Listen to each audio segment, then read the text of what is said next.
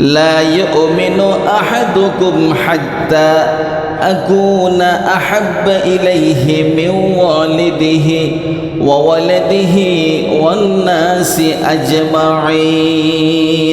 তোমাদের যে সন্তানগুলো আছে, তোমাদের যে পিতামাতা আছে, এবং তোমরা যে সকল মানুষের সাথে ওঠা বসা চলাফেরা করো, এদেরকে তোমরা যেরকম ভালোবাসো, মহব্বত করো, এদের চাইতেও বেশি বেশি যতক্ষণ না পর্যন্ত আমি নবীকে মহব্বত করতে পারবে, ততক্ষণ পর্যন্ত তুমি ঈমানদার হতে পারবে না।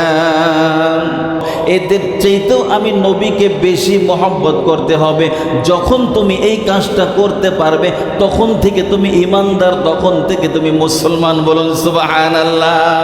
এই হাদিসটা যে নবীকে মহব্বত করতে হবে, না হলে ঈমানদার হওয়া যাবে না, এই হাদিসটা আজ পর্যন্ত দুনিয়ার মধ্যে যত ফিতনাবাজ মৌলবী আছে, ভুয়া আহলে হাদিস, ভুয়া সালাফি মানহাজের ব্যক্তিবর্গ, যারা সারাদিন মানুষকে সহি হাদিসের কথা বলিয়া ধোকা দিয়া থাকে, এরকম একজন ব্যক্তিবর্গের মুখে আজ পর্যন্ত দুনিয়ার কোনো মানুষ এই হাদিসটা শুনে নাই।